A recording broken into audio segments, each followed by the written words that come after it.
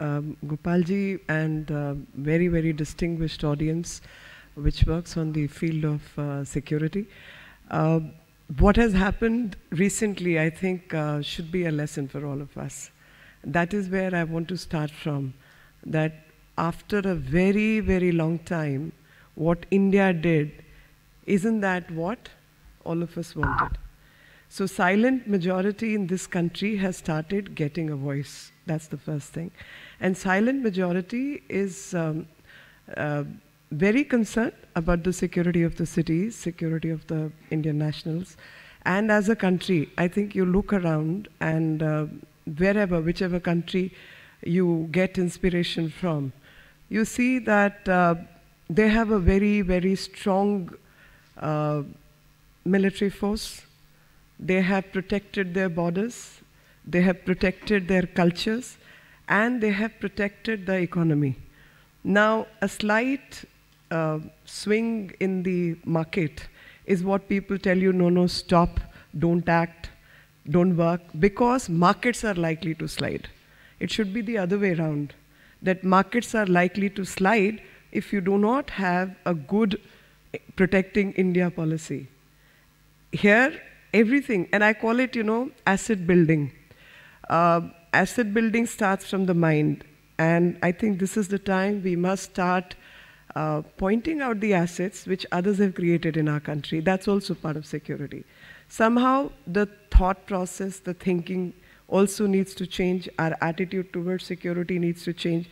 For example, yesterday, I got some messages that certain Durga Puja, which has been happening for past 13 years, has not been given permission by Delhi police, so you intervene. So I told them, I said, do you know what the scenario is? Do you know what are the security threats we are going through? If we do not know, I think it's better to have a Durga Puja at home than to have it in public. So sometimes as a public representatives, things get out of hand, and it's very hard to explain to people that what may be going on behind the scene, how our soldiers must be fighting, how our police needs to work. In fact, I may have a contrarian view. I find many of them very lax. And I feel there has to be, some training, and some training of the citizens as well, that our security perceptions become important to us.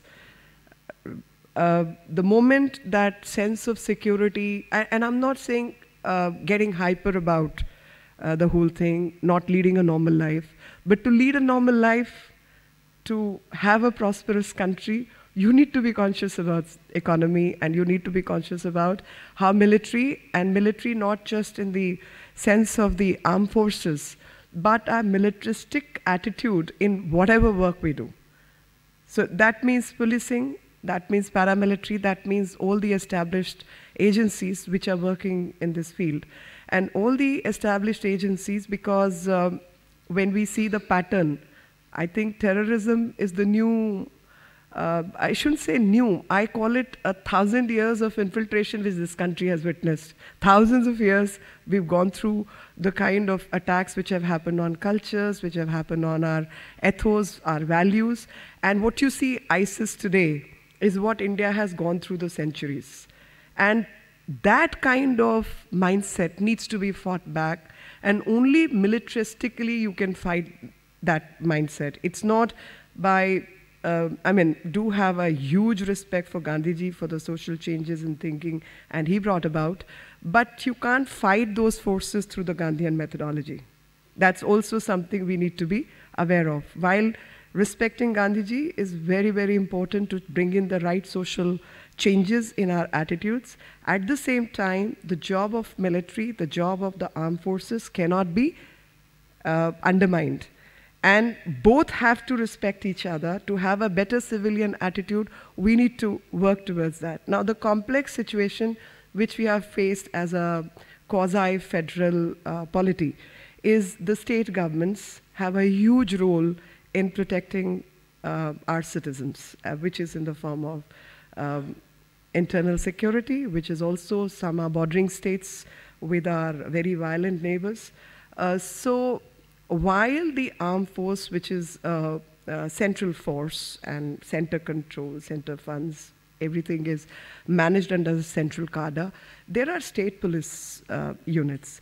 And state police units are as important in our fight against terrorism. We saw in Patna, while the PM Modi before elections gave a speech, we saw what happened.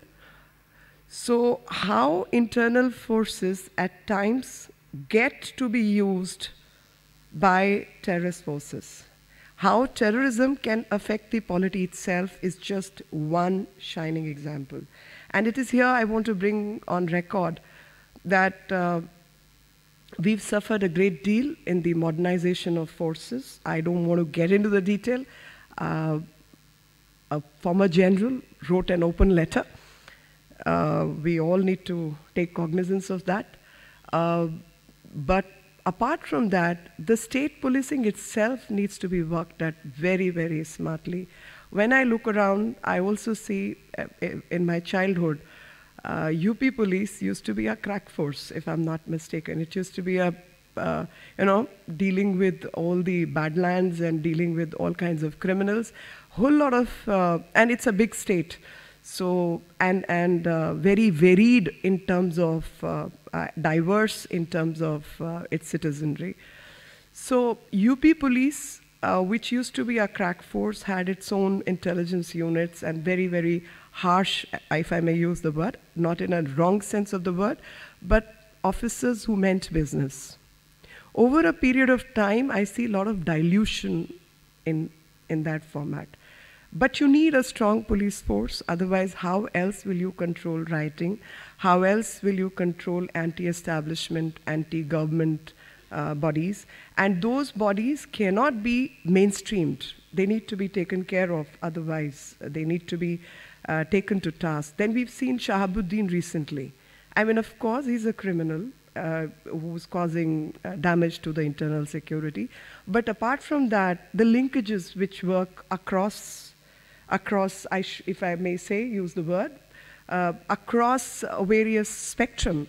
So these people who are working as conduits, these people who are working as maybe arms are getting various, I don't want to sort of get hyper about it, but there are places in both UP and Bihar where you can pick up even AK-47. So if anybody can have access to that kind of arm, while people who are securing this hotel, people who are securing, say, a member of parliament's house, or my home, otherwise privately employed security guards, do not have access to those kinds of weapons. So while the agencies which are on board, which are working to protect a normal citizen of this country, do not have access to training and arms, and the criminals have access to all that, which is a very, very strange scenario.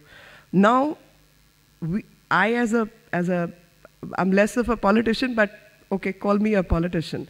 But as a politician, as a person who respects the Constitution of India, as a lawyer, a person who understands the federal structure, quasi-federal structure, also believes in the state government's independence and their way of functioning by all means. But the quasi-federal structure needs to have a central force which glues all the federation together. While you are free to act in a certain way, but a certain mandate that you have to upgrade your police, you have to spend on infrastructure, you have to send them for training. This kind of centralization is very important while we are dealing with a thing like terrorism. Because while you let them free, how much money is spent? I mean, 303, I remember as a child, my mom used to be a part of Punjab Raksha Dal, which had been started long, long back. And there was a picture of hers with 303. And I used to be damn impressed looking at her picture. And used to say, my God, you know, when you grow up, you have this kind of woman who can carry a weapon and who knows how to fight that weapon. But at my age, at the age I am today, or while growing up, you've got AK-47s. So you can't fight AK-47 with a 303. And while we need, and I always emphasize, I say you need more women in the force. Don't look at them as an impediment in your task. Look at them as an asset, for the simple reason while you are fighting insurgency in Kashmir or say in northeastern parts, and you have to go for searching homes for infiltrators and for terrorists, the local civilian population needs to be given the due respect so that they know the difference between a terrorist and they know who's a state. And state respects the civilians. And that the best format is putting a woman in front and letting a woman lead that mission, who can engage with women folk at home, who can talk to them that here we are to protect you, we have come here to search for terrorists, please do not mind if any such thing is causing you discomfort. So you need a good PR, and the best PR is putting a soft face in front who can deal with the people while being very tough otherwise, in terms of firmness, in terms of handling situation, in terms of fitness. I'm not saying employ women who are good PR people. Employ women who are tough women who know their task. But the training of men and women has to be identical, and women need to upgrade themselves in every possible way to fight those battles, because terrorism will have a different kind of impact. I'm sure by now, all these strategists sitting across the border have figured it out that fighting this kind of trained army is not going to work. They know it, like we all know. We have the best forces in the world, and I have huge respect for all my uniformed forces. So they will look for gaps. Where are the gaps? We all understand where are the gaps. So my point, without dwelling deep into it, I mean, that's in the format of, say, a strategic paper at a different table, not making a public statement about it, but the gaps need to be identified, and those gaps need to be worked at, because the manner in which you will be attacked is going to be different. It's not going to be a border fight. I told couple of friends who talked to me in confidence, and they said, what do you think is likely to happen? I said, my assessment is there will not be an open war, because they know, 65, 72, they know it. They are fighting a trained force which is very, very meticulous, very disciplined, and extremely skillful. So while fighting that kind of a force, and you have a leadership which wants to finance the upgradation of defense forces, the will which people questioned in the past is no longer questioned. Securing India is the prime task for all of us. That's a very clear mandate. So under these circumstances, assessment across the border, who we should know that we may like to call them challenged. I would be happy calling them challenged, because the kind of policy they follow, they are of course challenged. But they are challenged in the cultural norm. But when it comes to being a jihadi and motivated fighter, they are not challenged, they are sinister. So you're fighting a sinister force. When you're fighting a sinister force, don't undermine that. Understand the strategic implications, what they would have learned, how tactfully they underplayed the damage, how tactfully they are still trying to show themselves to be victims, how tactfully their assets in the country are getting active, which is the strangest format I have seen recently. And in that strangest format, I always say, you know, my ideal in terms of patriotism, of course I'm an Indian and I love my country. I love all my forces, and anything that can be done for the country is the prime task. And that is the motivation for people like me to enter politics. But when you identify countries and you identify who do you respect, which people inspire, or what would you want your country to be like? I say Americans. You know why? They care for nothing in the world except their own country. And that is what I want every Indian to be. Care for nothing. Nothing matters. No sanction, no word. Nothing matters in the world if you love your country and you understand your own priorities. That's the way I want my country to be. And patriotism. I was listening to some of the Bollywood actors and producers and all. I was feeling damn ashamed. I said, what kind of people has this country produced? In Hindi, I call it dimag se paidal. People who lack the basic sense of integrity. I think as an Indian, I respect people who have integrity towards the country.